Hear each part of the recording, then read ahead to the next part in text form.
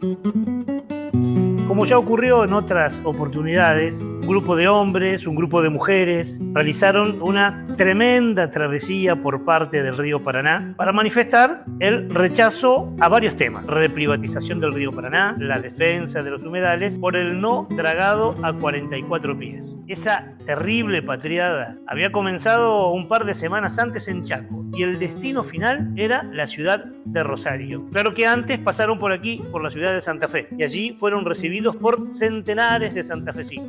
Había stand de científicos, de organizaciones socioambientales y hasta llevamos a cabo durante varias horas una radio abierta. De aquella jornada surgió la idea de realizar un podcast con entrevistas a las personas que aquel día pasaron por esa radio.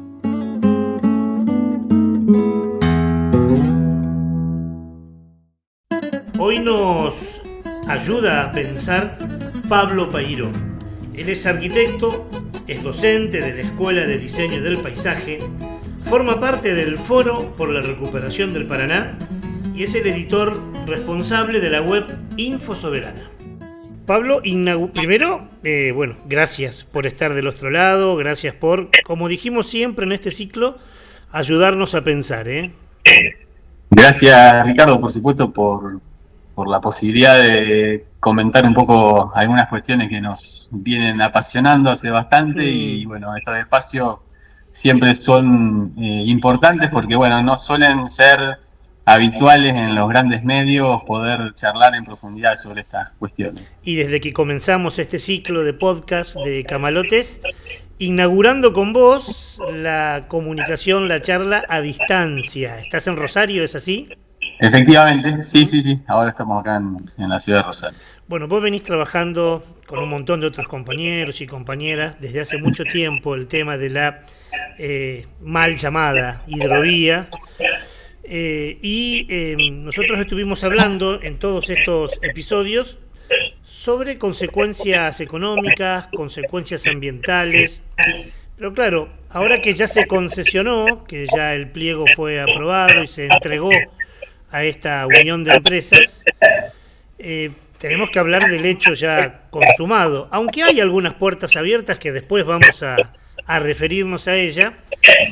Pero claro, en estos días salieron desde el otro lado a decirnos: uy, qué bien, qué bueno, esto es un avance para el país, para el comercio exterior. ¿Cuáles son, Pablo, los verdaderos intereses en privatizar el río Paraná o en reprivatizarlo? Sí, bueno, es un tema que tiene varias aristas.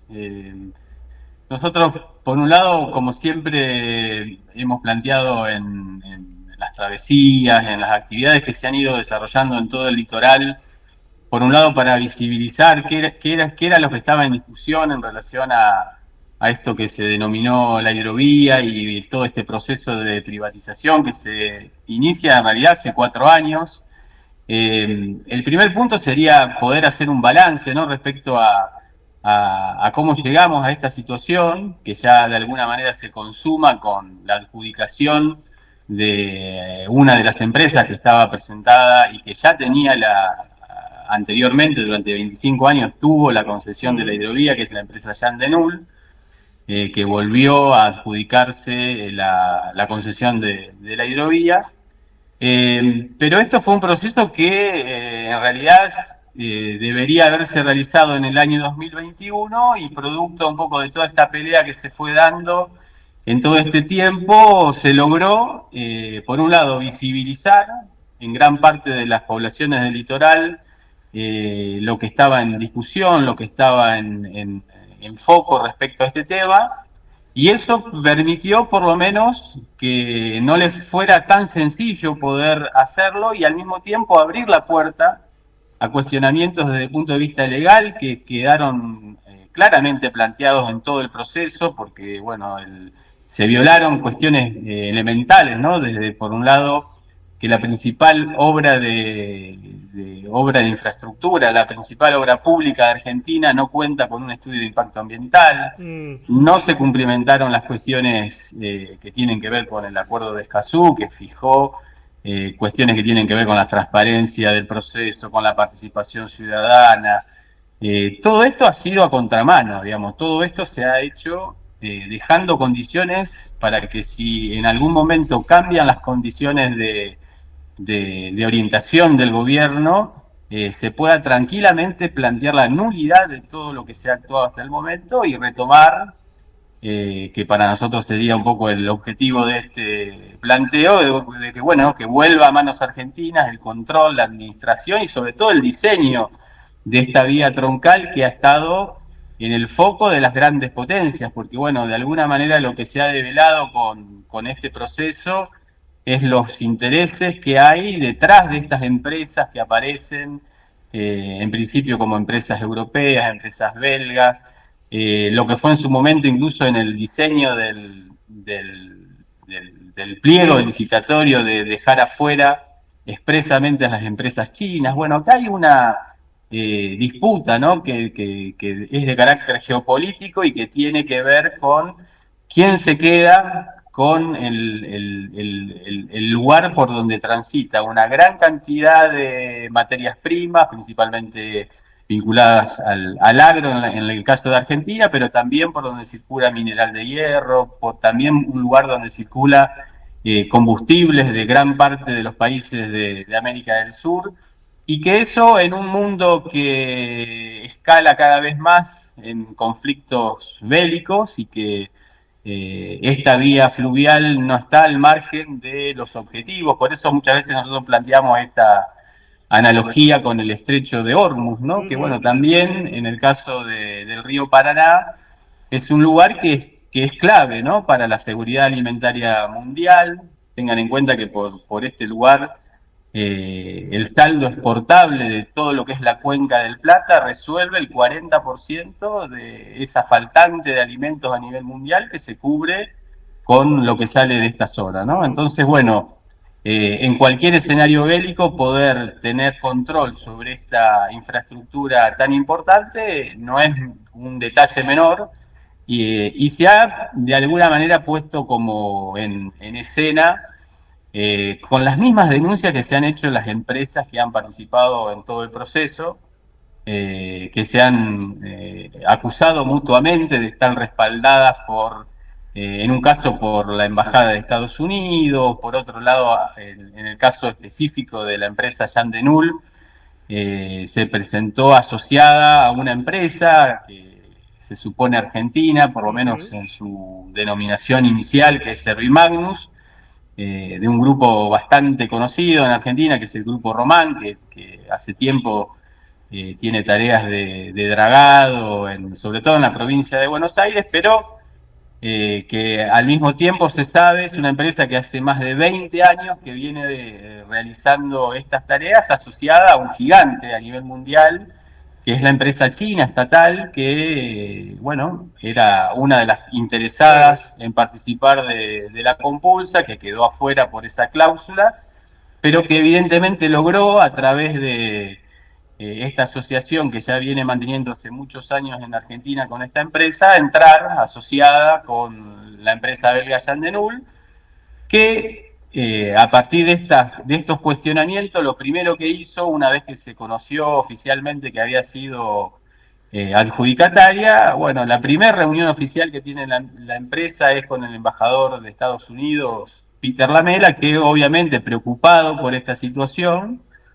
pidió explicaciones a la empresa y bueno, la empresa dijo que no, que esto era una asociación con una empresa argentina, que en realidad el objetivo de esta asociación era poder tener un actor local que permitiera viabilizar parte de los trabajos que hay que hacer en Argentina, pero no, quedó de alguna manera también puesto en escena la injerencia directa, ¿no? de estos países en la disputa que está abierta y que, bueno, incluso la segunda empresa, que es una empresa belga también, que se llama DEME, antes de la presentación, planteó abiertamente que, bueno, que tenían comunicación directa con Estados Unidos, que tenían diálogo permanente con las empresas norteamericanas que ya venían efectuando tareas de dragado en el río Mississippi. Digamos, de alguna forma quedan expuestas esta trama de intereses, y la gran pregunta es por qué Argentina, en ese marco, no logra de alguna manera hacer o ampliar la discusión de tal manera de poner en debate si realmente hay condiciones para hacerlo, por qué sería importante que Argentina retomara ese control, y sobre todo si uno va a la historia, ¿no?, de cómo fue las tareas de dragado y balizamiento en Argentina. Bueno, quedan expuestas también los principales argumentos por el cual es ilógico que Argentina haya renunciado a ejercer la soberanía sobre una vía fluvial Claro. tan importante. Planteaste un montón de puntas y nos parece bárbaro. Muchas de ellas fuimos retomando o tomamos antes de esta entrevista con otros compañeros y otros compañeros que desde el campo científico, desde el campo de la militancia, desde el campo del derecho, hasta desde el campo de la pesca artesanal, lo fueron planteando. Voy a retomar algunos de ellos y voy a utilizar un argumento que nos parece que los periodistas siempre debemos tomar. Este no me acuerdo si es el octavo o el noveno podcast que hacemos con vos. Y en los anteriores tenemos, la verdad que interesante respuesta, y siempre hay comentarios aún de personas que no coinciden con nosotros. Entre esas que no coinciden nos dicen, ustedes son unos agoreros, no quieren que esto progrese, no aceptan que tenemos que vincularnos con el mundo. ¿Por qué estamos tan empecinados en decir que esta concesión no es positiva para los intereses nacionales? Bueno, por un lado, porque Argentina con esta decisión hipoteca por otros 25, 30 años la capacidad de poder intervenir en un eslabón clave de su comercio exterior. Porque, digamos, estamos hablando de no una pequeña obra secundaria de algún arroyo, sino es la principal vía fluvial que llega al corazón de la Cuenca del Plata, por el que pasa el 80% de las exportaciones argentinas, y que en cualquier lugar de las grandes vías fluviales que hoy hay en el mundo, en Estados Unidos, en Europa, en China, son los propios estados nacionales los que se hacen cargo, porque el diseño, el trazo de esas vías navegables no puede quedar en manos de intereses ajenos, digamos, a los de al del propio país que está interviniendo en lo que es en este caso la comercialización o las exportaciones. Uh-huh. Argentina de alguna manera ha renunciado a ejercer algo que en Estados Unidos hace el cuerpo de ingeniero del ejército de Estados Unidos. Quédate un ratito acá. Las Sí. economías más liberales, aquellas que el gobierno actual nacional dice, ahí tenemos que ver, tenemos que ser como ellos, aprendamos de ellos, no hacen esto. Y no, el principal ejemplo es Estados Unidos, ¿no?, que tienen una ley, la ley Jones, que desde hace 100 años en Estados Unidos establece que los buques que circulan, la tripulación que va en esos buques, que no hay nada que pueda circular por los ríos interiores de Estados Unidos que no sea de ese propio país. Mm. Por eso nosotros siempre decimos, como una analogía a lo que pasa acá, ¿no? Alguien se imagina una draga china ingresando al río Mississippi. Bueno, No. eso que parece absolutamente ilógico para un país como Estados Unidos, acá lo presentan como el único horizonte posible, bueno, que empresas extranjeras se hagan cargo. Y por otro lado, nosotros lo que hemos demostrado, incluso con algunos videos que hemos ido publicando en todo este tiempo, es que es posible hacerlo. eh, Tenemos un dimensionamiento, incluso en términos económicos, de, bueno, cuánto implicaría si Argentina volviera a ejercer las tareas que hoy están encomendadas a empresas extranjeras. Bueno, hoy el río Paraná se draga con 6 dragas, ¿no? Ese es Mm. incluso en el nuevo pliego de licitación estaba especificado ese número de dragas para el equipamiento que se le exigía a las empresas que tenían que participar. Esas 6 dragas en el mercado mundial, eh, tomando valores, te diría hasta más grandes de los reales, ¿no? Pero supongamos que cada draga en el mercado mundial pueda llegar hasta costar 50 millones de dólares, que en realidad sabemos que es menos, pero tomemos ese punto como para hacer más fácil Ujú. la cuenta. 6 dragas en el mercado mundial, si uno las quiere comprar, son 300 millones de dólares. ¿Cuánto es el monto que estima por cobro de peaje por año va a recibir la empresa concesionaria? 400 millones de dólares son los que establece como, y esto en un marco de, tomando de referencia las exportaciones actuales, que se supone tienden a seguir aumentando en función a lo que está trazado como modelo productivo, ¿no? Pero No, no, tomando no, ese número. no soy bueno en matemática, pero tomando ese número que redondeás para arriba, en 10 meses compramos las 6 dagas. Exactamente. Y hoy esas dragas son conducidas y tripuladas por personal argentino. No es que no contamos con el recurso humano o que no hay escuelas de formación. De hecho, el gobierno de Milei ha intentado cerrar las escuelas nacionales, la Escuela Nacional Fluvial, la Escuela Nacional Náutica, la Escuela Nacional de Pesca, que han sido los principales difusores, ¿no? Y formadores del personal capacitado que ha tenido Argentina históricamente en esta materia, y que claro, si uno lo que pretende es que este río se transforme en un río internacional en el que los estados ribereños no ejerzan ningún tipo de soberanía y que los barcos internacionales puedan navegar sin ningún tipo de control de ningún tipo, y menos con lo que pretendemos nosotros, ¿no? Mm, Que una parte de ese flete pueda ser realizado por barcos argentinos, ¿no? Que es otro gran debate que en general queda al margen de esta discusión de la hidrovía, ¿no? Pero que bien. todos estos barcos que vemos pasar, ninguno fabricado en Argentina, son 7.000 millones de dólares que todos los años Argentina deja de participar de ese negocio, que es el negocio de transportar cargas que en pocos países en el mundo tienen esta posibilidad, ¿no? De Claro. disponer de una carga propia en su propio país, pero que eso en vez de ser trabajado y aprovechado en beneficio del desarrollo industrial y el desarrollo del trabajo argentino, hoy Argentina ha prácticamente llevado a que el 98% de los buques sean de bandera extranjera. Incluso ahora con nuevas medidas de regulatoria intentan que los prácticos no sean argentinos, bueno, que los distintos eslabones del personal que trabajan vinculados a esto directamente puedan ser personal de empresas extranjeras y de otros países.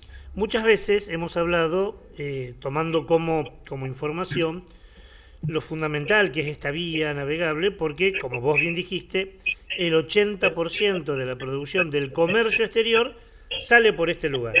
Uh -huh. Pero vos planteaste un tema que, si lo abordamos muy por arriba en estos encuentros, que es que el 40% de la soberanía alimentaria también sale por este lugar. Y esto no lo profundizamos mucho.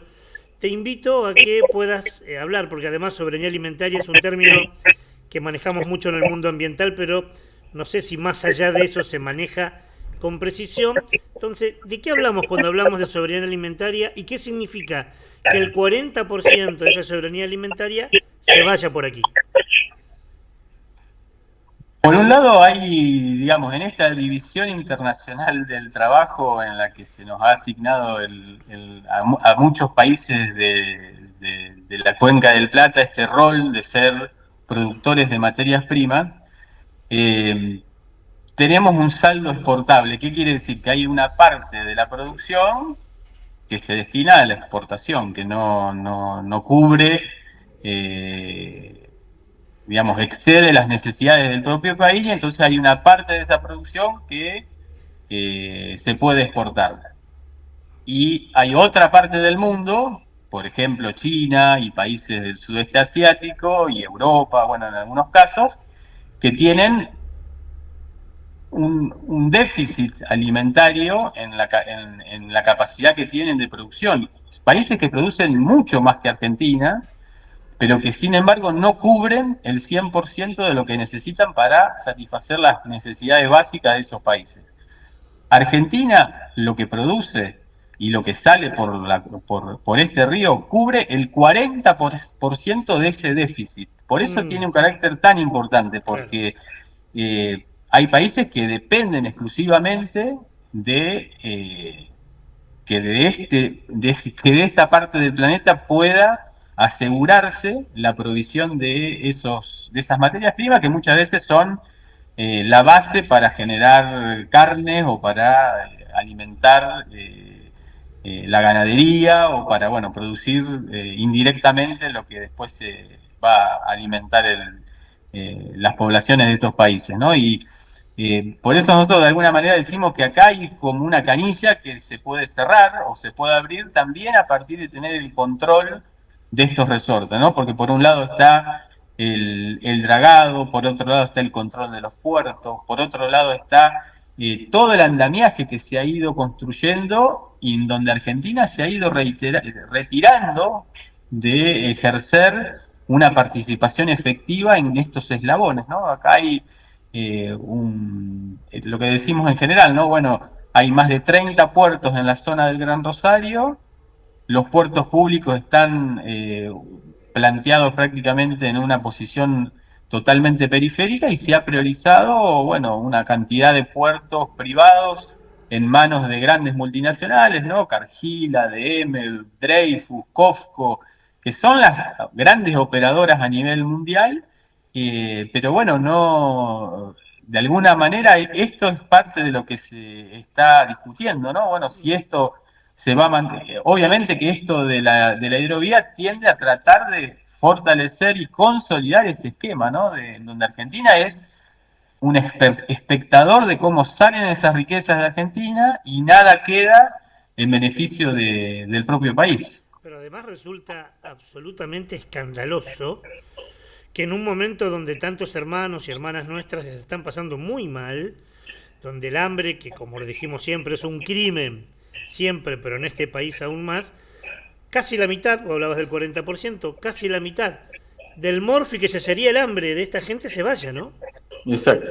Bueno, sí, tiene que ver con esto que a veces nosotros decimos de el boom de la exportación, las cifras récord que año a año, hace poco veíamos una publicación que realizó la Bolsa de Comercio de Rosario, festejando nuevamente un nuevo récord en las exportaciones argentinas y cómo el Gran Rosario se consolidó como el principal polo agroexportador a nivel mundial, ganándole incluso a puertos como de Nueva Orleans, los puertos que están a la cabeza del ranking, pero la contracara de esto es la desigualdad que ese modelo va generando y que va profundizando, ¿no? Porque a contramano de lo que muchas veces se suele plantear, de que aumentando las exportaciones vamos a resolver los problemas estructurales en Argentina, esto cada vez va quedando más blanco sobre negro, que en la medida de que Argentina no recupera la soberanía sobre esas palancas estratégicas, toda esa riqueza, lejos de quedar o lejos de ser el instrumento para resolver las grandes necesidades populares, son para un grupo muy minoritario de grandes empresas extranjeras y de sectores muy concentrados en Argentina que se benefician en este esquema, ¿no? El otro punto que me parece importante es el enorme retroceso de volver al modelo de país de la generación del 80, de transformarnos tan solo en productor de materias primas, porque lo decíamos hace un par de semanas atrás, vamos a seguir produciendo granos y no producir aceite, que tampoco es que tenés que tener una enorme maquinaria para producir aceite, o se va a ir el litio que deja enormes pasivos ambientales en el norte de nuestro país, se va a ir por el río Paraná para que nosotros compremos cada vez los celulares más caros o para que nunca accedamos a la transición energética y tener autos eléctricos acá, pero sí con la materia prima nuestra en Europa, en Estados Unidos, y nosotros seguir apostando a las energías de combustibles fósiles que son tan pero tan perjudiciales, ¿no? Sí, sí, sí, yo creo que viste, nosotros el 20 de junio hicimos acá en Sí, Rosario el encuentro federal por la soberanía. Fue un tema que atravesó todo el encuentro, ¿no? Yo particularmente estuve en uno de los paneles de industria naval y de marina mercante. Bueno, es un tema que sigo hace un tiempo eh, con preocupación, principalmente por ver cómo Argentina desperdicia una posibilidad enorme de poder generar empleo, de generar una industrialización concreta a partir de simplemente tomar una decisión política que es que eso que se transporta en Argentina hoy con buques extranjeros puedan fabricarse en Argentina. Algo tan simple como fabricar una barcaza. Bueno, hoy es difícil encontrar en el debate político, en la agenda de la política, planteos de este tipo, ¿no? claro. Que resultaría muy simple, ¿no? Porque hemos incluso calculado, bueno, qué montos, cuánto sale. Tenemos astilleros en Argentina prácticamente paralizados en muchos casos. Tenemos las condiciones de dificultad de inserción laboral de miles de jóvenes, sobre todo en lugares como Rosario, Santa Fe, y cómo Argentina no genera las condiciones para, bueno, avanzar hacia una flota fluvial en Santa Fe, desarrollar la industria naval, ni hablar en relación a la pesca, que también tenemos un déficit de hace 40 años con buques que se hunden cada 2 por 3 porque no hay renovación de la flota. En cualquier país con las condiciones que tiene Argentina, eh, no tener una marina mercante en un país que tiene el 63% de su territorio en el agua, y es un sinsentido, ¿no? Pero bueno, evidentemente hay una discusión en relación a esto. El modelo productivo, evidentemente, que se ha impuesto en la Argentina, tiene esa contrapartida, que es que, bueno, ustedes producen materias primas, pero no que la renta de todo eso no vaya dirigida al desarrollo industrial, sino a mantener una estructura primarizada, ¿no? Como que el único sentido posible del desarrollo nuestro está orientado específicamente a, bueno, fortalecer y asegurar esos eslabones en este escenario mundial, ¿no? Y bueno, por eso la discusión en el campo popular que nosotros entendemos también hay que dar, porque todo este proceso de la hidrovía que venimos discutiendo hace tiempo, que claramente ahí tiene una responsabilidad central el gobierno de Milei, pero bueno, no ha habido tampoco, o ha habido mucho silencio en relación a posicionarse más claramente cuando había que hacerlo, ¿no? Porque bueno, esta concesión finalizaba en el año 2021.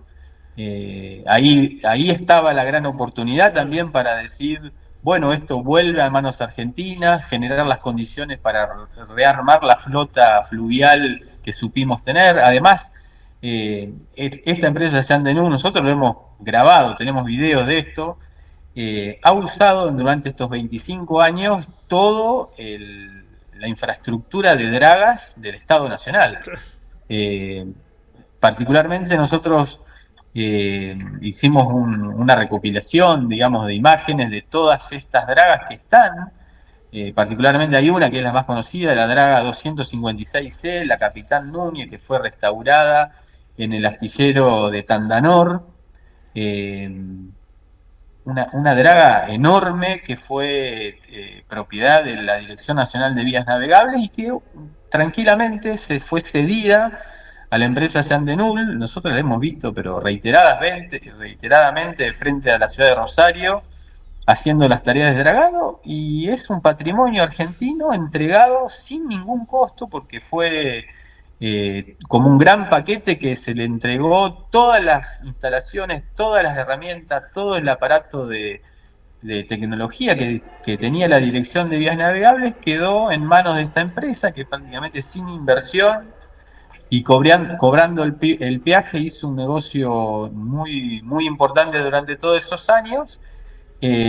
Y al mismo tiempo fue abandonando otras, porque también en este recorrido que hemos hecho en algunas de las travesías hemos ido encontrando, ¿no? Las dragas abandonadas en Paraná, las dragas abandonadas en Villa Constitución, en Corrientes. La verdad que eh, es un escenario que va mostrando, ¿no? Y esto no arrancó ahora, ¿no? Porque esto lleva décadas, ¿no? Sí, De sí. una política que ha ido permitiendo que esto se vaya consolidando como un modelo que realmente no está en beneficio de las grandes mayorías, ¿no? Sino que, bueno, es un negocio de unos pocos para eh, asegurar que este esquema de exportaciones, que además se sabe está muy cuestionado y tiene muchos elementos que permiten entender que hay maniobras, ¿no? De subfacturación, de triangulaciones. De hecho, el peaje se cobra por toneladas transportadas, con lo cual eh, que esta empresa se mantenga de alguna manera es seguir con un viejo conocido de algunas de estas maniobras que se van realizando en el río Paraná y que también podrían ser objetadas o descubiertas si estos mecanismos de control se ejecutaran realmente. Pero bueno, Sí, y eh, sospechas muy profundas de todo un comercio criminal, digo que va desde el contrabando, sí. la trata de personas, la entrada y salida de droga que le come la cabeza a nuestra privada. Digo, el diputado del Frade denunció lo que pasó con el puerto de Vicentín hace muy poco tiempo y la pérdida de control que también asentamos muchas veces en este podcast, ¿no? La pérdida de control del Estado favorece todo este comercio criminal ilegal que nos hace tan mal, ¿no? Las mujeres que faltan, los pibes que faltan, la falopa que le come la cabeza a nuestros pibes, también forma parte de esto, ¿no? Fíjate que, no sé, en el caso del puerto de Rosario, salieron 1.500 kilos de cocaína. eh, Hay filmaciones de las cámaras internas del puerto que se cortan misteriosamente en algunos momentos donde aparecerían los responsables. Eh, Sin embargo, acá la concesión se mantuvo, pasó el gobierno de Perotti, pasó el gobierno de Puyaro y esto sigue como si nada pasara, ¿no? El grupo Vicentín sigue en el puerto de Rosario y no hay, por más que salieron a la luz todas estas situaciones que claramente permitirían decir, bueno, muchachos, la verdad que con estos antecedentes, ustedes que tienen la concesión del puerto de Rosario, fin de la concesión. Bueno, Claro. no, eso no parece ser, por lo menos para los gobiernos actuales, argumentos necesarios para retomar el control incluso de puertos que son públicos, ¿no? Porque en este caso estamos hablando, en el caso del puerto de Rosario, de un puerto provincial que está concesionado a estas empresas que, bueno, hace décadas que vienen con estas maniobras y que evidentemente, como parte de las posibilidades de negocios que están desarrolladas acá, bueno, el narcotráfico no deja de ser una variable que entra en todo ese Mm. andamiaje, ¿no? Hablaste de la marina mercante, hablaste de las dragas que utilizan y que son nuestras, y quiero sumarle a esto un aporte que hizo hace muy pocos capítulos atrás Pablo Landó, cuando hablaba también de la posibilidad de las barcazas, ¿no? Y evitar el dragado, no solo por una cuestión ambiental, muchos están denunciando que el dragado de 44 pies en Timbúes formaría un ecocidio, porque rompería humedales, barrancas, fauna y flora del lugar. Pero además, la posibilidad de la barcaza es lo que se hace en todas partes del mundo, ¿no? El barco espera en el lugar donde tiene que esperar y la barcaza lleva los contenedores. Te digo, viste, como parte de todo este proceso, uno se ha ido obligado por la situación especializando en algunas Mm, cuestiones e investigando, ¿no? Bueno, cómo es en otros países, cómo es en el Mississippi, cómo es en el Yangtze. En el Yangtze, por ejemplo, se transportan 40 veces más que lo que se transporta en Argentina. Digo, para tener una idea del volumen, ¿no? mm, 40 veces más. Uno imaginaría buques oceánicos de Claro. 80.000 toneladas surcando el río Yangtze. Y no es así. Las barcazas es el principal sistema de transporte en China para transportar el grueso de las cargas, y los buques más importantes entran solamente en los tramos finales, los últimos 50 kilómetros, 100 kilómetros de río, que son de miles de kilómetros. En el Mississippi, otro río que está a la altura del río Paraná, digamos, en términos de volumen, también transporta más que en Argentina. Es decir, las barcazas que usamos en Argentina son la chatarra de las barcazas que se usan en el río Mississippi, que también es el principal medio de transporte. Son barcazas impulsadas por remolcadores, que son los que empujan esas Ujú. formaciones muy importantes, que es el sistema más lógico y más adaptado a este tipo de río. Ni hablar en el río Rin, que pasa por 14 países, y el sistema, si uno mira, pero simplemente poniendo en YouTube Mm. transporte en el río Rin, y vas a ver las imágenes, y son barcazas, y son empujadas. Incluso han encontrado un sistema que son barcazas autopropulsadas, que bueno, son como un mecanismo un poco más moderno, pero que mantiene este criterio, que son embarcaciones adaptadas a la forma y a la geografía de esos países, ¿no? Que tienen, en el caso del Rin, son condiciones más estrechas incluso que el río Paraná, con caudales menores, pero en los tres casos son el sistema predominante. Bueno, acá es todo al revés, sería. Como los puertos se fueron localizando en la zona del Gran Rosario, y eso está a 500 kilómetros de la salida del Río de la Plata, y eso al mismo tiempo se han ido generando condiciones a nivel mundial para ampliar el tamaño de los buques. Bueno, entonces hay que adaptar el río para que un buque que puede entrar tranquilamente a un puerto como el de Bahía Blanca, que tiene 50 pies de calado porque da al mar, bueno, pretenden que ese buque, para que no tenga que ir a Bahía Blanca a completar la carga, pueda ingresar hasta la zona del Gran Rosario. ¿Con qué mecanismo? Y bueno, profundizando el lecho del río. Está planteado llegar a 44 pies. Obviamente que eso es un ecocidio, es un crimen en términos ambientales, no solo porque va a remover todos los sedimentos que ya se han ido acumulando en todo este tiempo en el fondo del río, que se sabe son altamente contaminantes, porque las tareas del Claro. dragado hasta el momento se ha ido localizando en puntos críticos, pero no en todo el lecho como está planteado ahora. eh, y las consecuencias que ya se han ido viendo con los dragados actuales, ¿no? Que son los taponamientos de los riachos, las cada vez más frecuentes sequías de las áreas de humedales, que, bueno, que tienen mucho que ver con la reproducción de peces y de toda la fauna que está vinculada a estos lugares, ¿no? Y sin saber dónde van a poner lo que saquen debajo del río, ¿no? Porque es eso que va a ser mucho, en algún lugar hay que ponerlo y no te dicen dónde. Yo me tomé el trabajo de mirar las 1900 páginas que tenía el pliego de licitación. Bueno, 1900 páginas, y no había una Clarísimo. sola página en donde se indicara dónde iban a ir esos millones de metros cúbicos que se iban a extraer del fondo del río, Claro. que sabemos que actualmente, ¿qué hace la Yandenul? Y lo va tirando sobre la costa de Entre Ríos, que no tiene mayor control porque son tierras lejanas a las áreas eh, porque bueno, por el ancho del delta que tenemos acá, bueno, y bueno, eso ha ido taponando todos los ingresos de agua, que han puesto, bueno, en particular en el caso de Victoria, al límite de la provisión de agua en los momentos de bajante, porque bueno, están las lagunas principales, donde están las tomas de agua.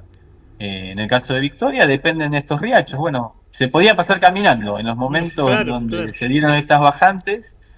Se estuvo al borde de ese colapso hídrico que, bueno, se viene denunciando hace tiempo, pero bueno, acá no ha sido, se ve, un argumento para tener en cuenta al momento de definir la necesidad de profundización, que, bueno, tiene que ver con estas agroexportadoras que entienden que pueden reducir algo más el costo logístico, Lo que no dicen es que además esto va a salir más caro en dólares porque está planteado en el pliego ir aumentando progresivamente, casi el doble de lo que pagan hoy, y que son montos que se descargan sobre los productores, ¿no? Digo porque muchas veces las entidades rurales, como la sociedad rural, que también han avalado este tipo de proyectos, podrían también estar al tanto de que esto va a implicar, Le va a costar más.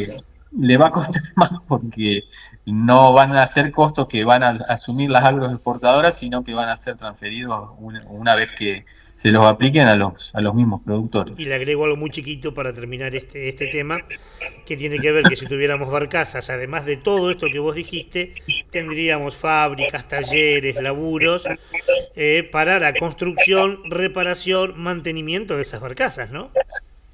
Nosotros tenemos un video de unos 10 minutos en donde demostramos cómo en muy pocos años Argentina puede generar no menos de 200.000 puestos de trabajo vinculados a la producción de barcazas, de buques, de portes adecuados al río Paraná, eh, con una inversión que te digo, en términos generales, nosotros ahora en este encuentro por la soberanía que hicimos, Ujú.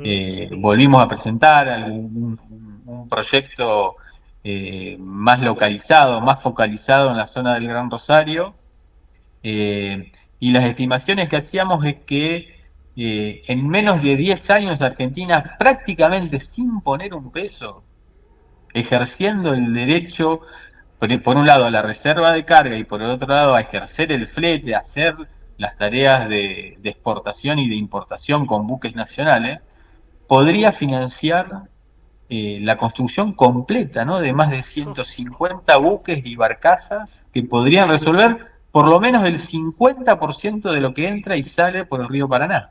impresionante. Eh, Estimábamos, suponete un número, te digo, 6.000 millones de dólares. Parece una cifra gigantesca, ¿no? Bueno, si uno compara esa cifra con los montos, no solo porque esto no sería para financiar en un año, ¿no? Sino que son cosas que se pueden pensar a mediano plazo. Pero digo, de Argentina se han fugado 150.000 millones de dólares. El gobierno de Macri pidió un préstamo por 50.000 millones de dólares. Milei pagó en el primer año de gobierno más de 8.000 millones de dólares. Estamos diciendo que con 6.000 millones de dólares podríamos tener una flota que además se autofinanciaría, porque en Claro. realidad no se recuperarían esos recursos, porque el mismo ingreso del flete te permite renovar y mantener esa flota. Hay evidentemente una decisión de que eso no sea así y que se mantenga un esquema que nos condena a esta situación, ¿no? Que me parece la que se ha puesto por lo menos en discusión con todas estas peleas por recuperar el Paraná, por insistir que vuelva a manos argentinas y sobre todo además porque es una necesidad que tenemos como país de ejercer lo que nos corresponde, ¿no? Porque no es más que eso. Pablo, hace casi 40 minutos que estamos hablando y no quiero terminar así la entrevista, así que la última pregunta es, ¿qué no te pregunté? ¿Qué tema no apareció que te parece importante que esté como cierre de esta charla? Eh, en lo positivo de todo esto, porque parece que todo Ah, es meta. como un panorama muy negativo. Y te digo que lo más